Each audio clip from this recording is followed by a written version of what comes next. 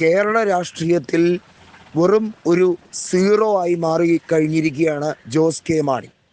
പേരിനൊരു MP സ്ഥാനമുണ്ട്. അത് LDFിൻ്റെ കൂടെ നിന്നതിന് കൊടുത്ത സമ്മാനം, പിണറായി വിജയൻ കൊടുത്ത സമ്മാനം. രാജ്യസഭ വഴി അദ്ദേഹം താൽക്കാലികമായി MP ആയിട്ടിരിക്കുന്നു. അദ്ദേഹം ജനപ്രതിനിധിയല്ല. അദ്ദേഹം ലോക്സഭയിൽ ഇനി മത്സരിച്ചാൽ ജയിക്കില്ല. കോട്ടയം എന്ന തട്ടകം ഒരു കാലത്തും ഇനി അദ്ദേഹത്തിന് തുണയ്ക്കില്ല. അദ്ദേഹത്തിൻ്റെ സ്ഥാനാർത്ഥിയായിരുന്ന തോമസ് ചാഴിക്കാടനെ 90,000 വോട്ടുകൾക്ക് കോട്ടയത്തുകാർ കെട്ടുകെട്ടിച്ചു. അവിടെ വിജയിച്ചത് ഫ്രാൻസിസ് ജോർജാണ്. ഇടുക്കിയിലായാലും കോട്ടയത്തായിരുന്നാലും കേരള കോൺഗ്രസ് ജോസഫ് ഗ്രൂപ്പിൻ്റെ അതിപ്രസരമാണ് ഇപ്പോൾ കാണുന്നത്.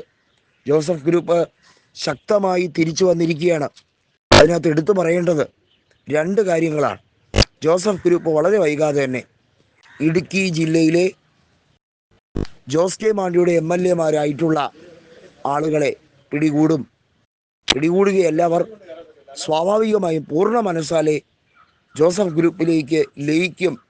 ആ ഒരു മഹാലയനത്തിനായി കാത്തിരിക്കുകയാണ്. റോഷി അഗസ്റ്റിൻ ഉൾപ്പെടെയുള്ളവർ ജോസഫ് ഗ്രൂപ്പിലേക്ക് ചേക്കേറാൻ പോകുന്നു. ജോബ് മൈക്കിൾ ഉൾപ്പെടെയുള്ളവർ നിർണായക തീരുമാനമെടുക്കാൻ പോകുന്നു. ജോസ് കെ മാണിയെ സംബന്ധിച്ചിടത്തോളം ചിന്തകൾക്കും അതീതമായി മാറിക്കഴിഞ്ഞിരിക്കുന്നു കാലാവസ്ഥ.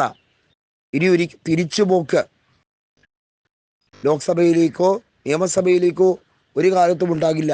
നിയമസഭയിൽ ഇന്നേ വരെ കാലുകുത്തിയിട്ടില്ല. സ്വന്തം പിതാവിൻ്റെ മേൽവിലാസത്തിലാണ് 2 തവണ കോട്ടയം MP ആയത്. അതല്ലാതെ കാര്യമായി ഒരു നേട്ടം ജോസ് കെ മാണിക്ക് പറയാനില്ല. അതുമാത്രമല്ല, പരമ്പരാഗതമായി രാഷ്ട്രീയത്തിലൂടെ നേടിയ പണം, സ്വത്ത്, ഇതൊക്കെ എങ്ങനെയെന്നുള്ളത് EDയോ കേന്ദ്ര അന്വേഷണ ഏജൻസികളോ പരിശോധിച്ചാൽ ജോസ് കെ മാണി വെട്ടിലാകും എന്ന് മാത്രമല്ല, എല്ലാത്തിനും കണക്ക് പറയേണ്ടി വരും എന്നുള്ളത് കൂടിയാണ്. ഏതായാലും 5 MLA-മാരുള്ള ജോസ് കെ മാണി വളരെ വൈകാതെ തന്നെ ജയരാജിൻ്റെ മാത്രം നേതാവായി മാറും എന്നുള്ളതാണ് കാത്തിരുന്ന് കാണേണ്ടത്. റാന്നി MLA പ്രമോദ് നാരായൺ പോലും കൃത്യമായി കോൺഗ്രസിലേക്കോ എന്ന് പറഞ്ഞിരിക്കുന്ന ഒരു സാഹചര്യമാണ്. രാജു എബ്രഹാം നേരത്തെ തന്നെ CPIM-ഉമായുള്ള സഹകരണം അവസാനിപ്പിക്കാൻ തയ്യാറായി നിൽക്കുമ്പോൾ പ്രമോദ് നാരായണന് അവിടെ സീറ്റ് കൊടുക്കുമോ കോൺഗ്രസിൽ ചെന്നാൽ എന്നുള്ള കാര്യം വലിയ സംശയമാണ്. രാജു എബ്രഹാം റാന്നി സീറ്റ് CPM പറഞ്ഞതിൽ പ്രകാരം മുന്നണി മര്യാദയുടെ പേരിലായിരുന്നു 2021 വിട്ടുകൊടുത്തത്.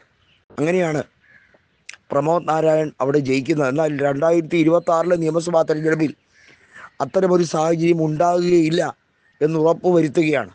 കേരള കോൺഗ്രസ് ജോസഫ് ഗ്രൂപ്പ് 10-ൽ കൂടുതൽ സീറ്റുകൾ നേടിയെടുത്ത് കേരള കോൺഗ്രസിൻ്റെ ചരിത്ര വിജയം ജോസഫ് ഗ്രൂപ്പിലൂടെ തിരിച്ചു പിടിക്കും എന്നാണ്